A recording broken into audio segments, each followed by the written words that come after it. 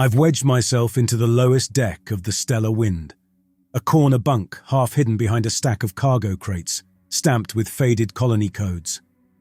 It's not a proper place for a man, but I'm not proper crew. Just a passenger, tolerated because I keep my head down and my hands still. The crates are my wall, my boundary, a line nobody crosses unless they're looking for something that's already lost. I like it that way. Years of drifting ship to ship have taught me how to disappear into the seams of a vessel like this, how to be a shadow among men who prefer the quiet of space to the chatter of planets. They don't ask my name, and I don't offer it. Mateo Andrade's a title I carry in silence, a weight I stopped speaking aloud when the last of my followers vanished into the void. The Stellar Wind's a workhorse, not a beauty. Mid-sized, built for haulage, not speed. Its corridors twist narrow and cluttered, lined with pipes and panels patched too many times to count. The bridge sits high above where the captain reigns. The engines churn below, a constant rhythm I've learned to ignore. And here, in the middle, the lower decks sprawl like an afterthought. Storage bays, maintenance shafts, and this corner where I've staked my claim. The ship's a lifeline for colonies strung across space like beads on a fraying thread. Places with names like New Rigel or Bastion Verge. Outposts too stubborn to die, too poor to thrive. Freighters like this one keep them breathing, carting ore and spare parts between skeletal remains of what men once called civilization. The tech's advanced enough to get us there, but it's failing in pieces. Navigation AI skips updates, comms lag across light years, and the scanners miss half of what they're meant to catch. Nobody complains. It's the way of things out here. The crew's a rough assembly, each man carved from a different kind of nowhere. Haulers who chose this life because the silence suits them, exiles who can't go back to wherever they started, and a few, like me, who ran from something they won't name. I watch them from my corner when they pass. Grayson, the captain, is all edges and orders, a man who measures worth in tonnage and profit. Horton, the doctor, clings to his machines like they're scripture, his voice clipped and precise even when he's wrong. Brady's the loud one, laughing too sharp, like he's daring the universe to laugh back. They don't know me beyond a nod or a grunt, and I'm fine with that. I've got no stake in their brotherhood, no claim to their trust. I'm just the passenger, the extra weight they haul because I don't eat much and I don't talk back. I wasn't always this. Once, I led men who believed in something bigger, something ancient, something waiting in the spaces between stars. I told them the void had a voice, and if we listened hard enough, it'd speak truths no colony preacher could touch. I was wrong. They followed me, and it swallowed them whole, until I woke up alone with nothing but their gear strewn across a derelict station's floor. I don't call it by name in my head anymore. That group, that order. It's just a scar now, a shape I carry behind my ribs. That's why I run. Not from the law, not from debts, but from what I saw, what I called to. I hitch rides on ships like this, waiting to die or to be found, whichever comes first. Most days I think it'll be the former. The void's patient like that. I'm tracing the edge of a crate stencil, some faded glyph from a colony I'll never see, when the ship jolts. It's not a crash, just a shift, like a horse twitching under the reins. I sit up, knees creaking from too long folded, and listen. Grayson's voice cuts through the comms overhead, sharp and clipped, the kind of tone he uses when he's already made up his mind. "Distress signal, unidentified source," he says. "Bearing 093, we're close." The words hang there and I feel it. A tug behind my ribs, like an old wound waking up. I don't move yet, just tilt my head to catch the crew's response filtering down through the deck. Brady's voice comes first, half a laugh. "Another ghost ship, huh? Bet it's loaded. Salvage like that could buy us a week planet-side." Horton counters, dry as ever. "Or it's a trap. Derelicts don't call for no reason." Grayson shuts them down fast. "We're docking, gear up." I can picture them already. Grayson squaring his shoulders, Horton frowning at his tablet. Brady grinning like it's a game. They'll board it, because that's what men like them do. They see a signal, they see profit or duty, not warnings, not patterns. I lean back against the crate, fingers tightening on the edge of my bunk. The tug's stronger now, a thread pulling at something I buried years ago. I tell myself it's nothing, just a dead freighter, one more tomb drifting through the black. Happens all the time out here. Ships lose power, crews starve or suffocate, and the hulls float on until someone claims them. But I've seen a signal like this before. Not the same ship, not the same place, but the same shape. A call that comes too late, from something that doesn't want rescue. I mutter a half-remembered chant, a reflex from those days, then stop myself. Old habits don't die, they just fester. The comms crackle again. Grayson giving coordinates, the crew's boots clanging as they head for the airlock. I could join them, could say something, but what's the point? I'm the passenger, the madman in the corner. They wouldn't listen, and I wouldn't blame them. Still, I stand and climb the ladder to the middeck, keeping to the shadows. The stellar wind's turning now, aligning with whatever's out there, and I feel it in my bones. This isn't just a salvage run. It's a door swinging open, and I'm not sure I can close it again. I don't go with them when they board the ship. Passengers don't get a say in salvage runs, and I've no stomach for stepping onto a derelict again.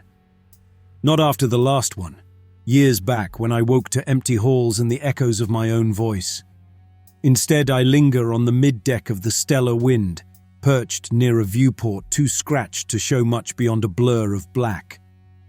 The crew's voices filter through the comms, patched into the ship's system so I can hear every word. Grayson barking orders, Brady cracking wise, Horton muttering about procedure. They're a chorus I've memorized without meaning to. I don't need to see their faces to know how they move. Grayson striding ahead, shoulders squared, Brady swaggering like it's a dare, Horton trailing, tablet in hand, scanning for anything his machines can pass. They're gone an hour, maybe less, before the airlock opens again, and I feel that tug behind my ribs sharpen into something I can't ignore. They come back talking, their boots heavy on the deck plates as they peel off their suits in the bay above me. I climb the ladder part way, just enough to catch their words without showing myself. The Holloway's a ghost, they say. Bigger than our ship, older by decades, its design boxy and outdated, like something from the early colony runs. No crew, no logs, no signs of a fight. Just absence. Grayson says the systems were half dead, consoles dark except for a few that blinked out nonsense. Random strings of code, no pattern. Brady laughs about the galley, how the tables were bolted down but the chairs scattered like someone left in a hurry. Horton cuts in, voice tight. Nothing organic, no traces on his scans, not even dust. I lean against the ladder, fingers curling around the rungs, and think of the station I lost my followers to. Its corridors bare, its logs wiped clean, a silence that felt like it was waiting. This isn't the same ship, I tell myself, just the same shape. Then they mention the bridge. Found him there, Grayson says, and I freeze, head tilting to catch the rest. A man, slumped in the captain's chair, barefoot and dazed, uniform so worn the insignia's just a smear of thread. They asked his name, and he didn't answer. Not at first. Brady mimics him, voice pitching low. Don't remember. Grayson snorts, says he's probably half-starved, mind gone from too long alone. Horton wants to run tests, insists they quarantine him, but Grayson overrides. He's coming aboard. We're not leaving a man behind. I hear the shuffle of feet, the clank of gear being stowed, and then a new sound. Lighter, softer. I risk a look over the ladder's edge, peering through the gap in the bay's railing. There he is, the survivor, stepping onto the stellar wind like he belongs. He's thin, wiry, his face shadowed under a mop of dark hair that hangs too long. His uniform's tattered, sleeves frayed to nothing, but he moves with a stillness that doesn't match the story they're spinning. Too smooth, too steady for a man who's been adrift. Grayson claps him on the shoulder. guiding him toward the medbay, and he doesn't flinch, just follows, head slightly bowed. Brady trails behind, tossing out quips.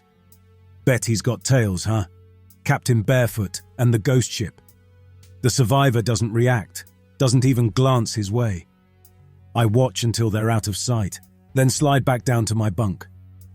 I sit there, knees drawn up, and try to unsee it. The way he moved, the way he didn't. I've seen men broken by space before, miners who lost their crews, haulers who drifted too long past rescue. They stumble, they shake, their eyes dart like cornered animals. This one's different, too calm, too empty, like a puppet waiting for its strings to be pulled. I think of the order, of the night we chanted into the void, calling for something I swore would answer. It did in its way, wearing faces that weren't its own, speaking in voices that cracked and faded. I found their gear after, scattered like offerings, but not them. I mutter a line from that old chant, "Through the black we seek thee," then bite it off, ashamed of the reflex. That was another life, another Mateo. This is just a coincidence, a trick of my guilt-twisted mind. But the tug's still there, a thread pulling tighter, and I can't shake the thought.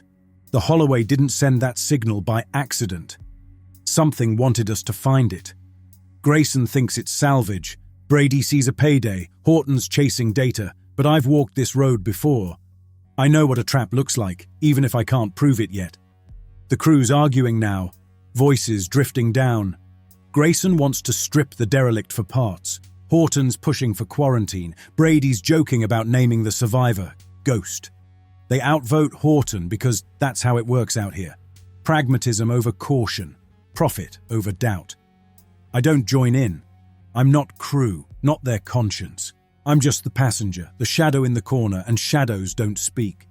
I lean my head back, staring at the deck above, and wonder how long it'll take them to notice. The survivors here now, walking their ship, breathing their air. But I saw his eyes when he passed. Flat, unblinking, like a mirror that doesn't reflect. I've seen that look before, on men who weren't men anymore. I tell myself I'm wrong, that I'm seeing ghosts where there's only a lost soul. But my hands shake when I clasp them together, and the tug behind my ribs won't let me lie. Not to myself, not this time. The survivor's been aboard 3 days now, and I've started counting the ways he doesn't fit. I keep to my corner on the lower deck, bunk pressed against the crates, watching the crew move past like they always do. Grayson with his clipped stride, Horton clutching his tablet, Brady trailing a half laugh that dies too quick. They don't see what I see, or they don't want to. I'm not sure which is worse. He's there, though, slipping into their routines like a shadow they've forgotten to name, stirring an empty cup in the galley, standing at the edge of the corridor when no one called him, moving too quiet for a man who's supposed to be broken.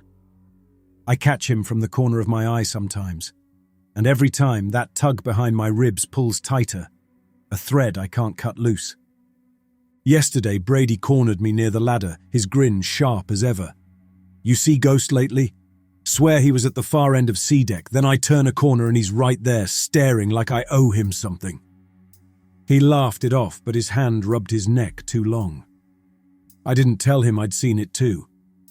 The survivor at the viewport 1 minute, then by the galley hatch the next, no footsteps between.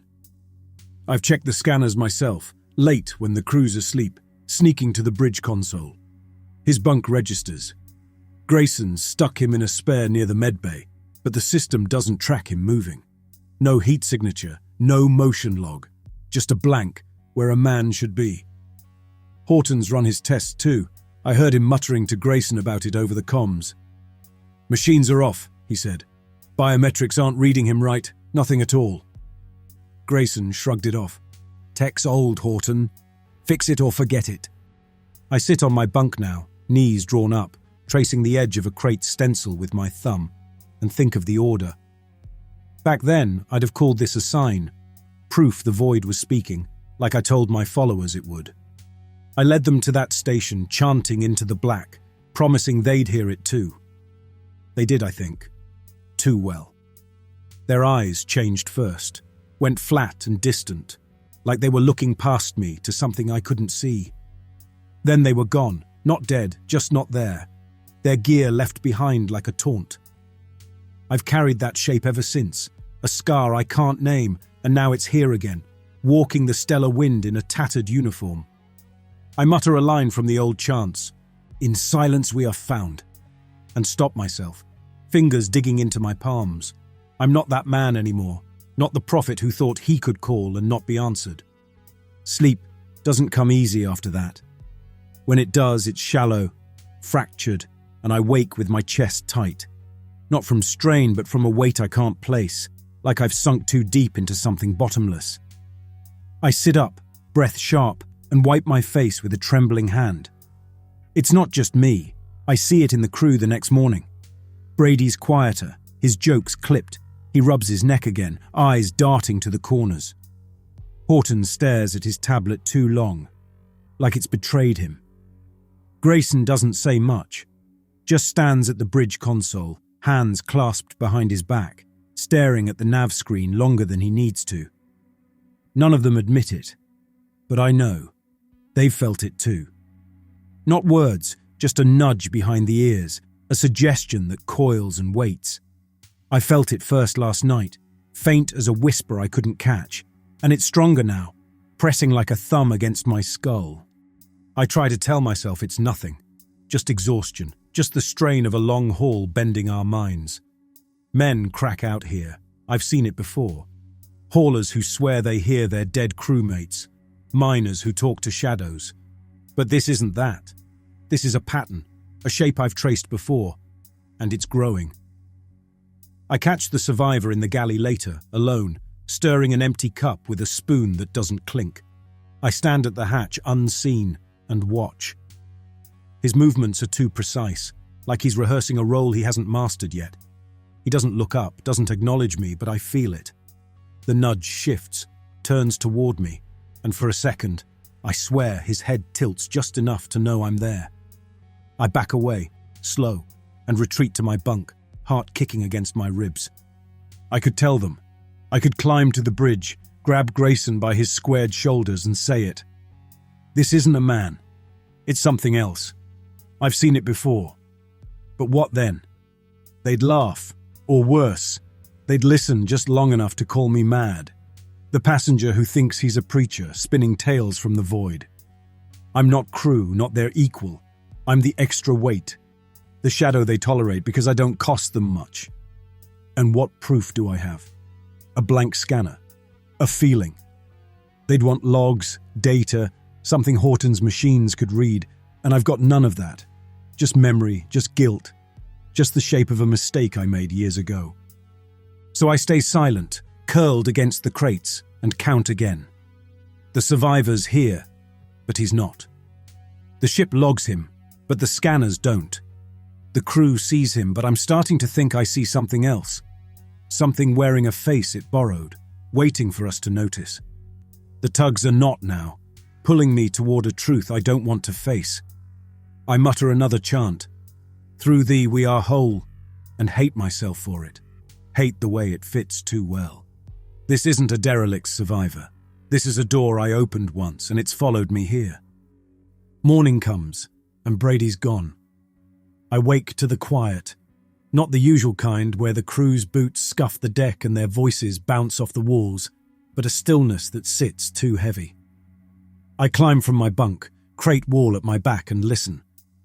No laugh, no sharp quip cutting through the mid-deck chatter. Just Grayson's voice, low and edged, calling for Horton over the comms. I pull myself up the ladder, slow, keeping to the shadows like always, and peer into the crew quarters. His bunk's empty, blanket tossed aside, boots still tucked underneath, laces knotted like he meant to wear them again.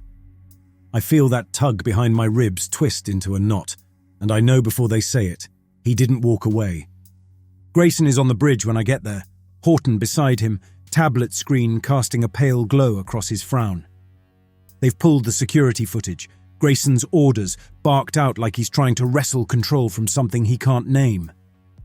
I slip in behind them, passenger codes letting me linger at the console's edge, unseen for now. The screen shows Brady last night, walking C-deck toward the observation deck, his stride loose, hands in pockets. The timestamp jumps. 2 seconds, maybe 3, and then he's gone. No turn, no hatch, just a blank frame where a man used to be.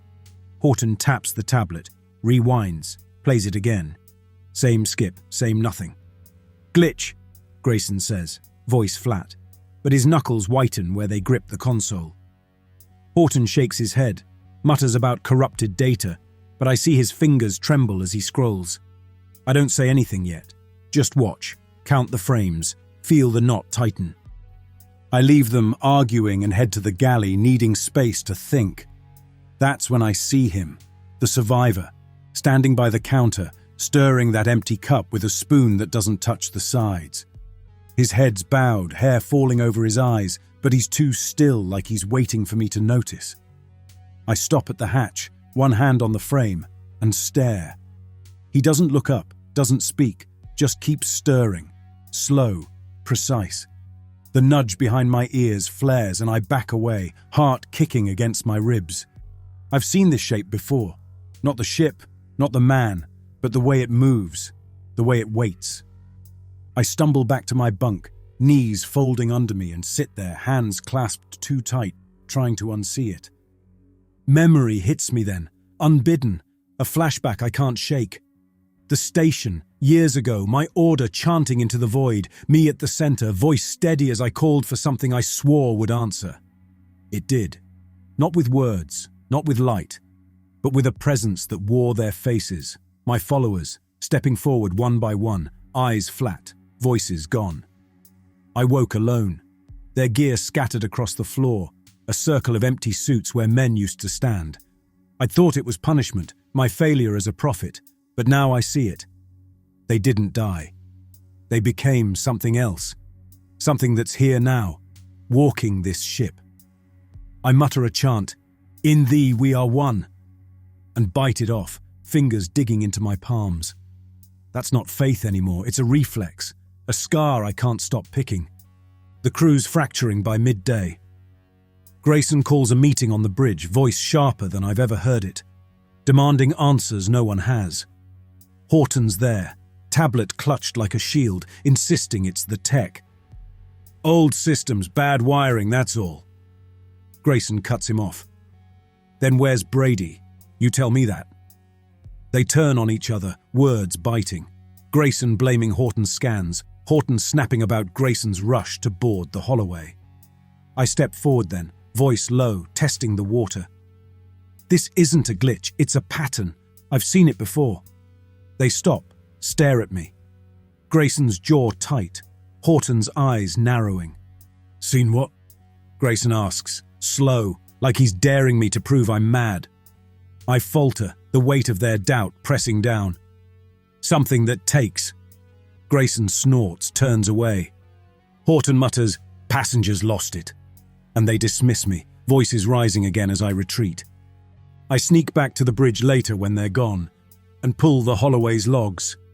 Files they hauled over when they docked. Blank, mostly. Pages of nothing where a crew's final days should be. But the distress signal's there, time-stamped, manual, not automated. Someone sent it, someone who knew what was happening, who wanted us to come. I sit back, staring at the screen, and feel the nudge again. Not a suggestion now, but a pull, curling into the space my faith used to fill. I could warn them again, louder, force them to listen, but they won't. Not yet. They're too busy fighting what they can see to notice what's already inside.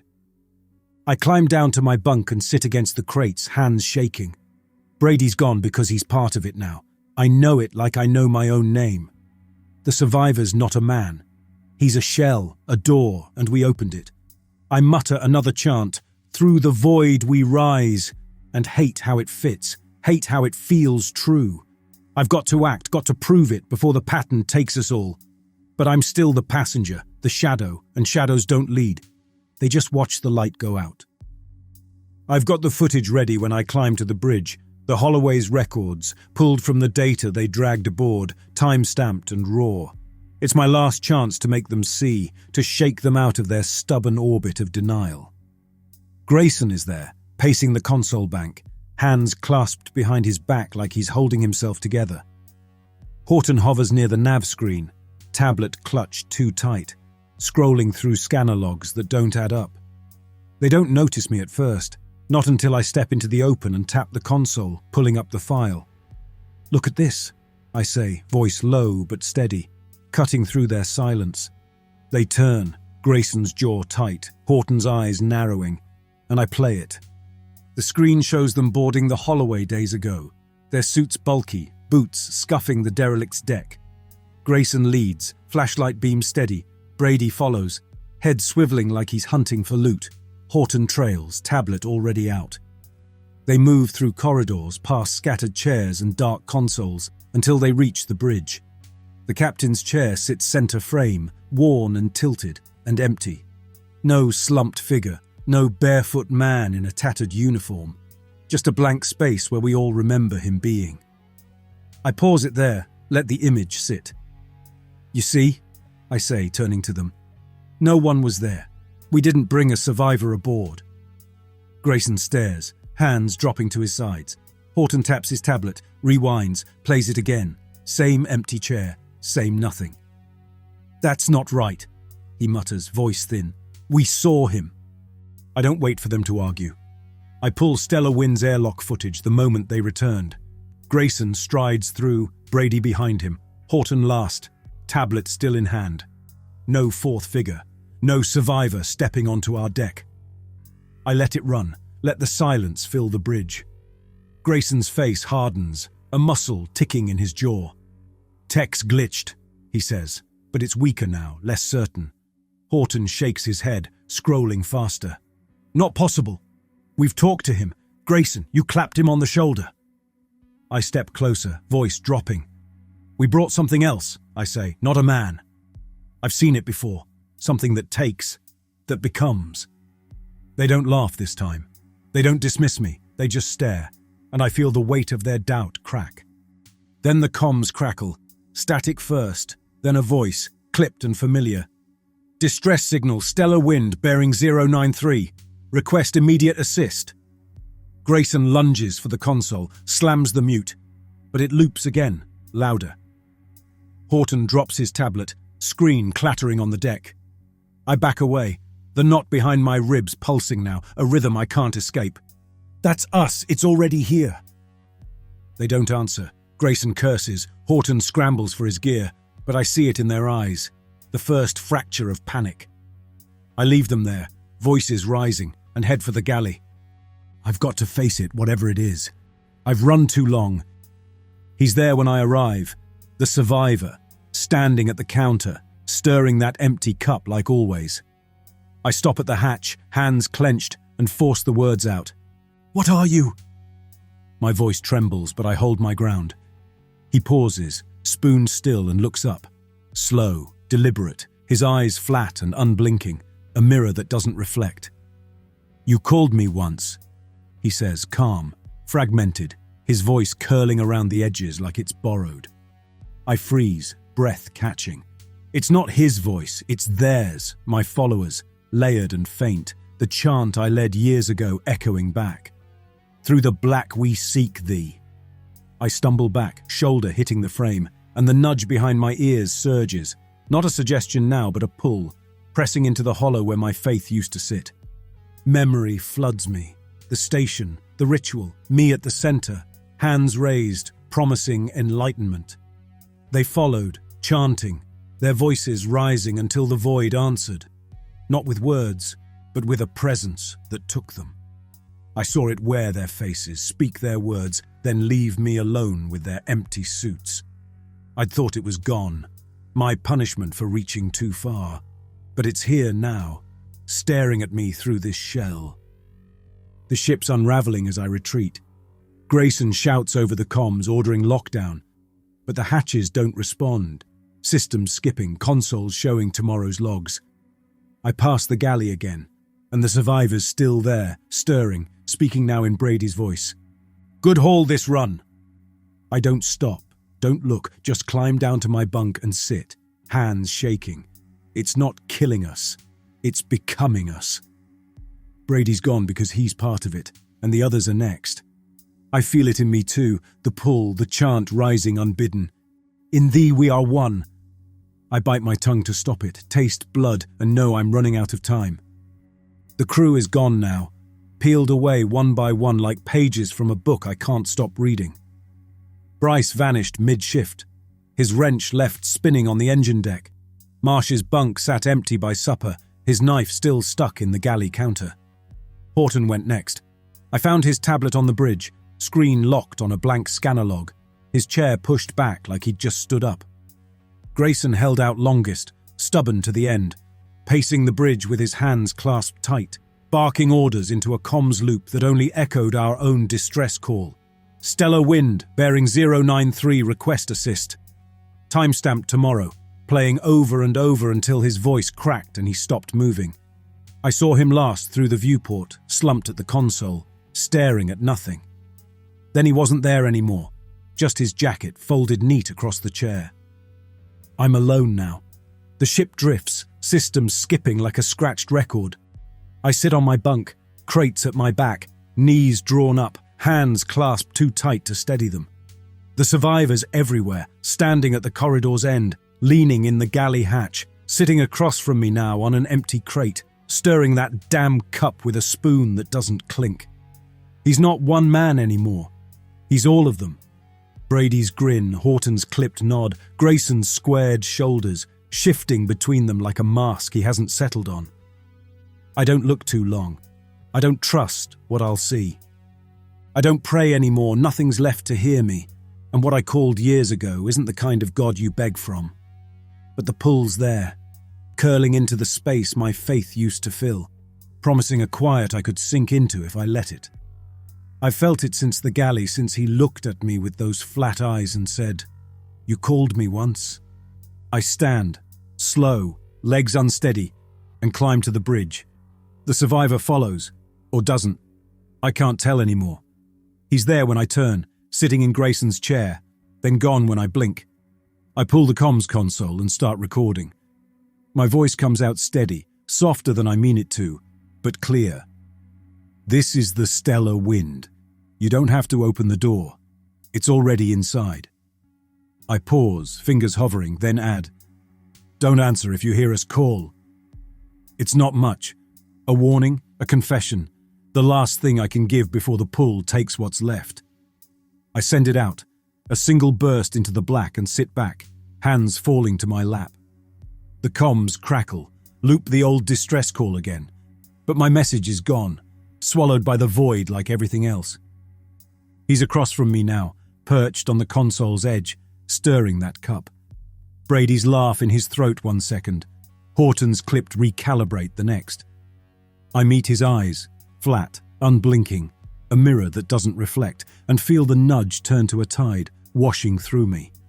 It's not fear anymore, not quite, just a weight, a pull towards something I can't name. I mutter a chant. In thee, we are one. And don't stop it this time. Let it spill out like a breath I've held too long. Did I fight it? Did I lose? I don't know. The words fade and I feel my voice slipping, blending into his. The ship drifts, comms silent, and I'm not sure where I end and it begins. It's not about dying, I think, or try to. It's about becoming something else, something vast, something quiet, something that doesn't need a name. The survivor smiles, sets the cup down, and I